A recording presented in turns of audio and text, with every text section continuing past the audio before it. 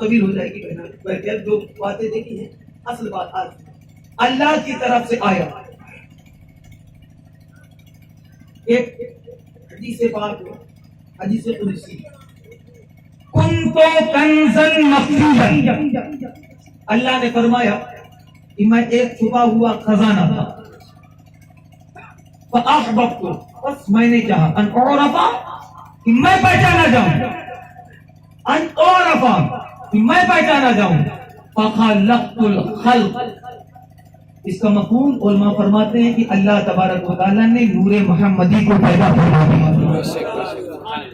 اور مختصر الفاظ میں بڑی تیزی کے ساتھ زیادہ وقت نہیں لینا ہے. نور محمدی کو پیدا کیا.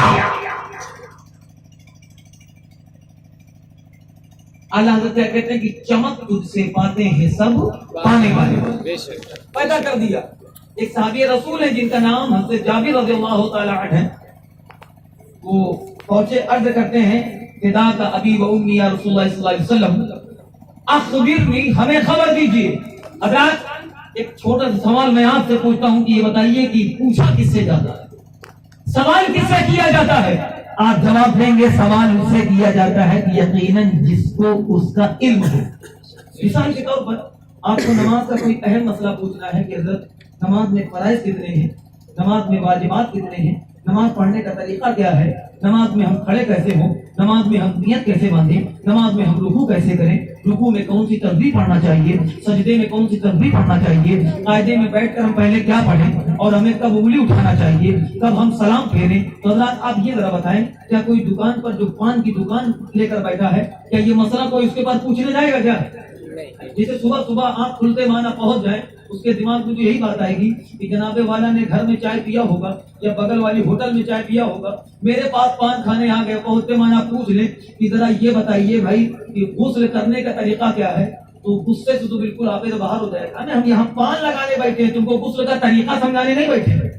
تو کیا سمجھے آپ کس کے پاس جائیں گے؟ قاری ممتاز صاحب کے پاس آئیں گے نا بھائی, حافظ عرفان صاحب کے پاس آئیں گے نا بھائی, آپ بتائیں گے غسل کرنے کا طریقہ, تو یہ بتائیں گے کہ جس طریقے سے نماز کے مسائل ہو, روزے کے مسائل ہو, حج کے مسائل ہو, زکات کے جتنے بھی مسائل ہیں وہ پوچھنے کے لیے کسی دکاندار کے پاس نہیں, کسی مسجد کے امام کے پاس یا کسی مدرسے کے مدرس کے پاس انسان پیدا کرتا ہے. اور اسی لیے یہ مدرسے چلنے بھی ضروری ہوتے ہیں, اس لیے کہ یہ سارے ہمارے جو مسائل ہیں کون حل کرتا ہے؟ یہ مدرسے کی نکلے ہوئے طلبا ہی حل کرتے ہیں. جب کہیں پر انگلی اٹھتی ہے ان جیسی شخصیتیں یہ آگے بڑھ کر لوگوں کے اندر نہ تو حوصلہ پیدا کرتے ہیں, تمام چیزوں تک پہنچاتے ہیں. کچھ باتیں اور بتائیں گے کہ مدرسے ضروری ہے اور اس میں ہمارا تعاون اور اس کے محنت مشقت اس سے جڑا رہنا ہمارے لیے اشد ضروری ہے. جب حضرات کو پوچھا اس سے جاتا ہے جسے معلوم ہو, اور ہمارا معاشرے کا حال کیا ہے ذرا اس پہ بھی غور کریں. کتنے میں نے ایسے مسلمانوں کو دیکھا ہے کہ اللہ اکبر سننے کے بعد تعجب ہوتا ہے, ان سے اگر سوال کر لیا جائے آ کر تو وہ دنیا کی ساری پالیٹکس بتا دیں گے. ہندوستان میں کتنے ممالک ہیں ان کو معلوم ہے, پورے اس ملک کے اندر کتنے مشہور ایکٹرز ہیں اور کتنے اچھے بلے باز انہیں معلوم ہے, لیکن انہیں یہ نہیں معلوم کہ نماز کے اندر ہمیں چند صورتیں انہیں نہیں معلوم, انہیں یہ نہیں معلوم کہ غسل کیسے کرنا چاہیے. پوری زندگی بیت جاتی ہے جو ہی اپنے بدن پر پانی کو تلیر کر اپنی زندگی کاٹ دیتے ہیں. حضرات حالانکہ یہ بات آج کل کے حساب سے اور معاشرے کے اعتبار سے بہت ضروری ہے, لیکن بات غور کو سنیے گا اور یاد رکھیے گا کہ نور پر جو گفتگو ہو رہی تھی اخبرنی حضرت جابر کا قول آقا کریم سے جو میں حضرت جابر نے پوچھا تھا اس کے بارے میں آپ کو بتا رہا تھا. آج ہمارے معاشرے کا آپ خیال کیجیے ہم کیوں اس مرحلے پر پہنچ رہے ہیں, کیوں ہم اتنے رسوا ہو رہے ہیں, اس کی وجہ ہے ذرا دیکھ لیا جائے, غور و فکر کیا جائے, سروے کیا جائے. کتنے نوجوان ایسے ہوں گے جنہیں یہ طریقہ نہیں معلوم کہ نماز میں کھڑے کیسا ہونا چاہیے. ہاں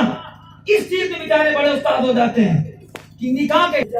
نہ لڑکی کی طرف سے نہ لڑکے کی طرف سے دعوت میں آئے تھے, تو مجھے کیا معلوم ہے, بیٹھا تھا انہوں نے کہا بس 786 بہت ہے, اس سے زیادہ نہیں,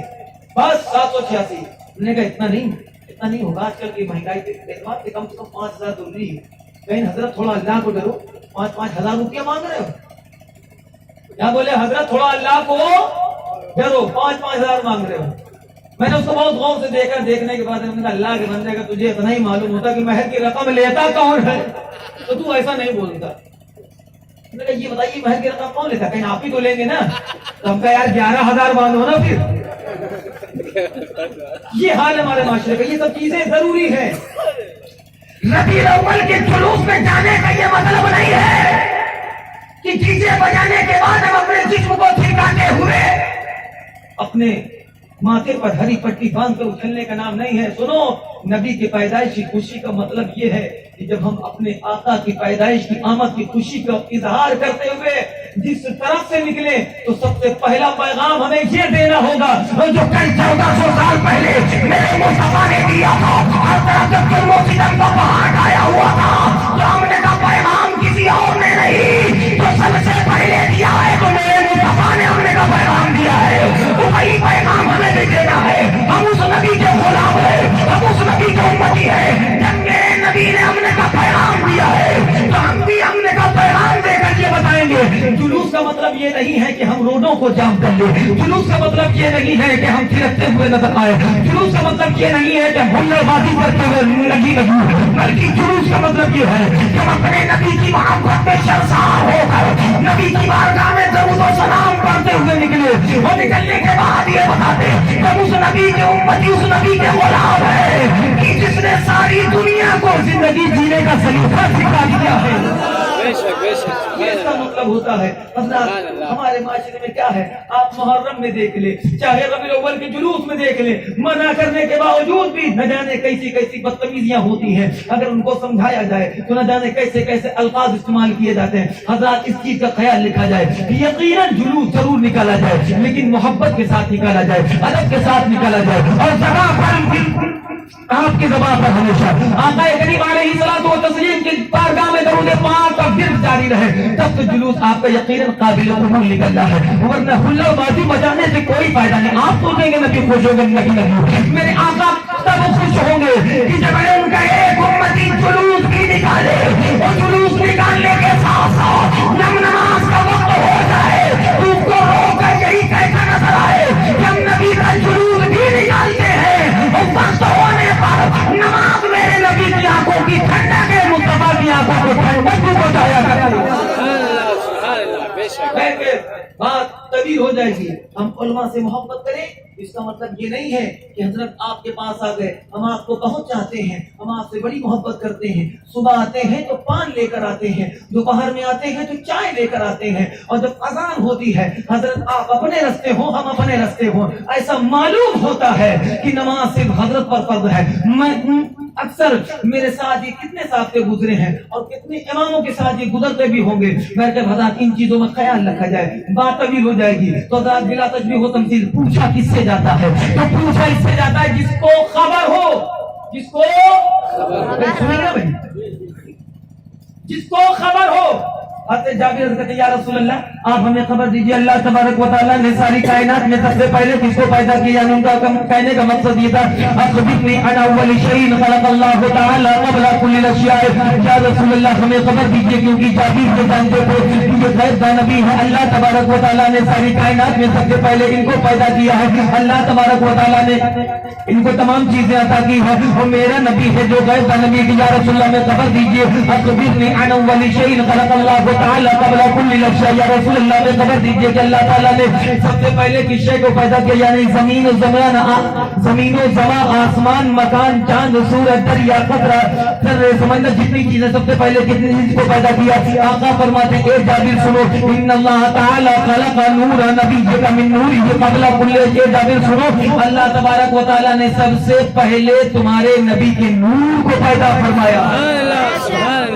اے جابر سب سے پہلے تمہارے نبی کے نور کو پیدا کیا، تمہارے نبی کے نور سے یہ کائنات کو پیدا کیا ہے۔ اس کے بعد آؤ حیثیت بیان کر دو، اللہ نے فرمایا محمد الرسول اللہ، نور محمدی پیدا ہو گیا، جلوہ وحدت میں فنا ہو گیا۔ اللہ نے فرمایا محمد الرسول اللہ، نور محمدی پیدا ہوتا رہا، جلوہ وحدت میں فنا ہوتا رہا۔ اللہ نے فرمایا محمد الرسول اللہ، نور محمدی پیدا ہوتا رہا، جلوہ وحدت میں فنا ہوتا رہا۔ تو جب تک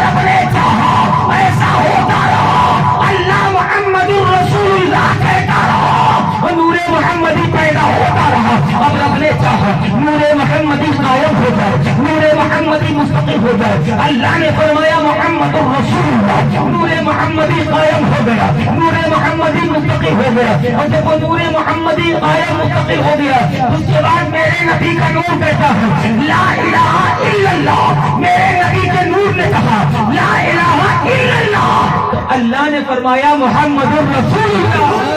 سبحان اللہ سبحان اللہ۔ آؤ تھوڑی عقیدے کی بات ہو جائے حضرات، یعنی کچھ نہ تھا، پیدا کرنے والا خدا اور پیدا ہونے والے پیارے